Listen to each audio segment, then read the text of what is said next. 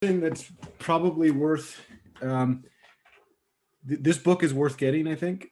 Yeah, I ordered it. Okay, awesome. Yeah, so that's one thing. And then this book we will eventually bring in here. So strategically, I would recommend when you do your research on which PhD program you're going to go to, look for the option of getting a master's degree as part of the PhD program, and then recognize and then ask up front before you commit, ask all the questions. How does the master's degree process work? When does that happen in my process? Do I have to pay for it? Blah, blah, blah. Get all of that so that you as part of your PhD program, you're having the option to matriculate with your master's, which means if you were to decide later on, hey, I don't want to, it gives you an out basically, right? Yeah. Plan for the worst, plan for the worst, and then do your best to make the best happen. But I think one of the things that some students get into is they get into their PhD program, they make no plans to get their master's degree. The going gets tough later in their program, and then they leave with nothing, right? And that all happens up front when you're doing your research on that.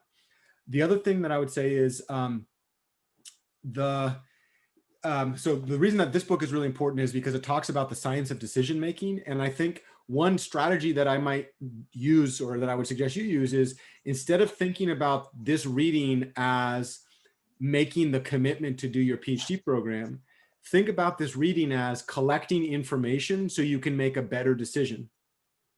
Right now, the end result may or may not be the same, right? But like, PhD is a huge commitment, no? Yeah.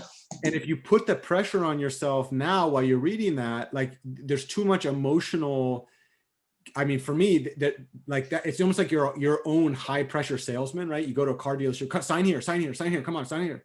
And that, to me, that's not, I wouldn't recommend reading that book in that way. What I recommend is let that book be a fact-finding mission, so that when you get to a place to make that decision, and it doesn't sound like you're going to be there, you have to be there anytime in the next year, certainly, right?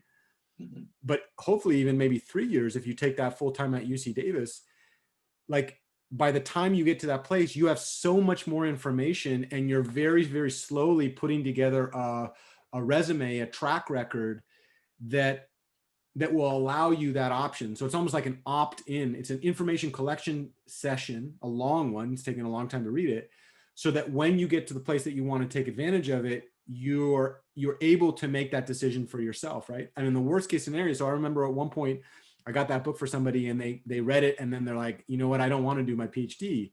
What a good use of time, right? Yeah. To get to a place where you're like, like even if that cost you 4 months of thinking, like that's 5 years of your life, right? Mm-hmm. And then the third thing that I'll say is one of the gifts that I hope to give you, ustedes, plural you, is a reimagination or a recognition that you can actually find ways to sustain yourself. I wouldn't plan to be rich necessarily, but certainly make a living for yourself and generate the capacity to have other income streams at some point in your career, which many PhD students don't actually know about, right? Mm-hmm. And so, I think, and so the question that I would immediately ask, like, I would put this on the back burner, right? But what can I do so I could have a comfortable, not a rich life, right? Yeah. But a comfortable life in my PhD program, so that I get placed in my desired job right out of the box, and so that I'm building the type of assets that I would want in the long term as part of my program, right? Those things may or may not be part of the way you negotiate entrance to the program. The institution that you eventually go to doesn't have to know about any of your side hustles. Mm-hmm.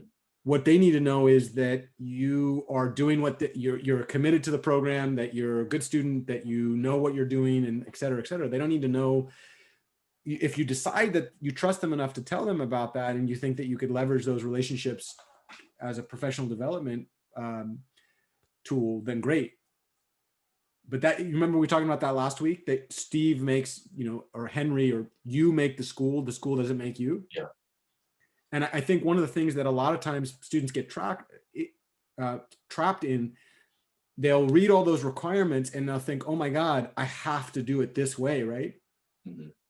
But I would actually, like, in your own mind, maybe renegotiate that. What are the things that you want out of it? And so it sounds like one of the things that you want out of it is the ability to support your family, right? Yeah. The ability not to be, poor or like, basically you want the ability to like start your life, right? Yeah. And then it also sounds like you would like I mean, I don't know this, but implicit in that is you'd like the ability that after you finish your PhD program, you'd like to be able to be placed in your first job, like a full-time Yes. job. So you remember that document you made of your goals? Of what I wanted from my undergraduate degree, or yeah. One thing I might do is I might actually split that into a few different documents, because that document that I read actually had 2 or 3 different horizons of focus. It had the project level horizon. So you had stuff that you were going to do this year. It had like 3-year project level horizons, which means your education, and it had a 8-year, and then it had like a global one. And I would partition those. So like in the global one, that's where I would write these major ticket items, right? Like, have enough money during my PhD program to pay off my loans in undergraduate, have enough money to support myself, be able to support a family, land in my job. Those are major ticket items, right? Yeah. And then the separate project level items are the things that you do to get through that. And so like, that's where when you go dating, it's almost like a dating game, right? Like you're going to apply to PhD programs, maybe more than one, probably, I hope not too many, but certainly more than one. And then you're going to ask them questions about what they have to offer. And as you ask them questions, one of the things that you want to, like, if you have these things in the background, you can strategically vet the different options and different support structures at each institution that best align with your desires out of that program, right? Wait, could you repeat that last part? So basically, like, as you write these things, so if we think about the mindset, this is upward management, right? Yeah. This goes back to our conversation 3 weeks ago or 2 weeks ago. Like the things that you want, the institution is blind to all that. So too is the book that you're reading, right? Yeah. That book is just filled with information on shit you have to do.